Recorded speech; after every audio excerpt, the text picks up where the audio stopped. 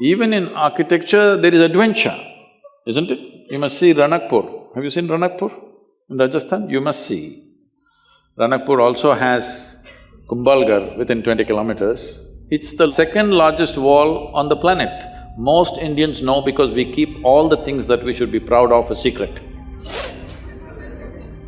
The second largest wall on the planet, which if you look at it aerially, you would mistake this to be Great Wall of China. It's that big.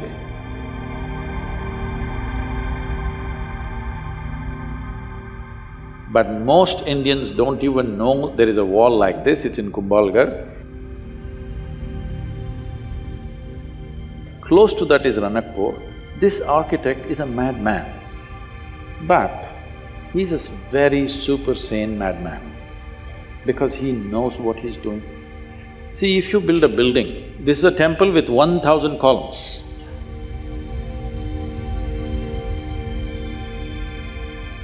If you're thinking about safety, what would you do?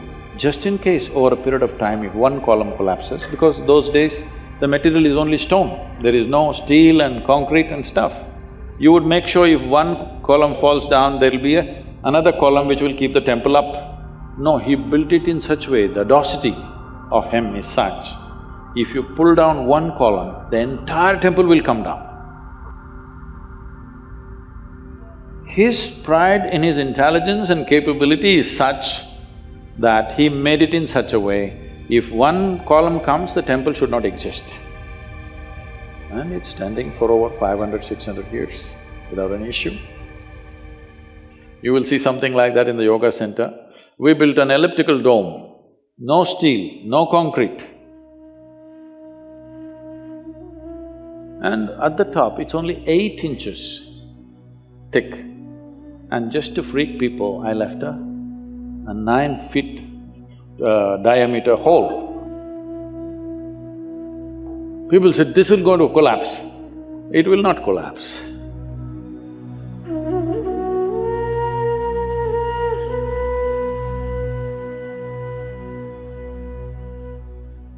And if you go to the ancient temples, you must come to the south because North India, most of the temples, the ancient temples are all gone. The new ones that they have built is all put up in a hurry.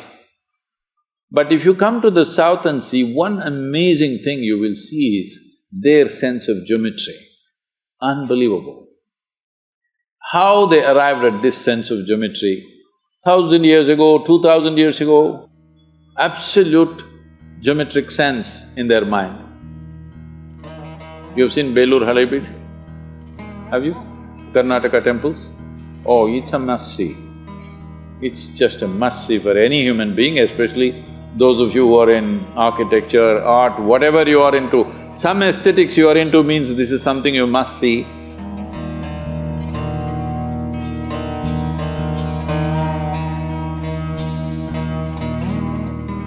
It's more than seeing those sculptures. You must look into the minds of people who did this. If you want to look into their minds, you must withdraw yourself into that time zone. It's over 1,000 years ago, when there were no cranes, when there were no machines, when there were no trucks, when there were no any kind of mechanical things, all by hand. Why would somebody endeavor to do something so phenomenal and so almost superhuman in terms of engineering and the physical difficulty of lifting these huge rocks and doing this carving business? Why would anybody do that? What kind of passion should be firing those people to do this is unbelievable. If you see the Tanjavur temple, have you seen? This Gopuram weighs, I think, what, 180 tons, huh? 180, is it? Does anybody know? I think somewhere in that range, over 120 tons for sure. And it is at a height of 160 feet. They put a ramp of 10 miles, a mud ramp, and they brought this single piece of stone,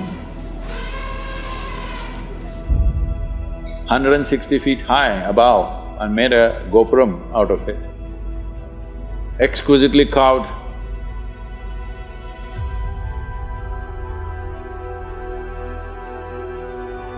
Well, in Karnataka, what they carved is soapstone. In Tamil Nadu, Tamil people are crazy. They carved granite into very fine structures, which is far more difficult than carving soapstone. And they put it up there. What is it that's firing these human beings?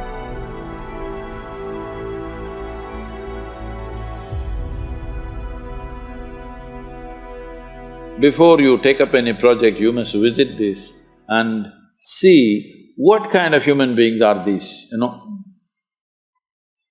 just for aesthetics, understand?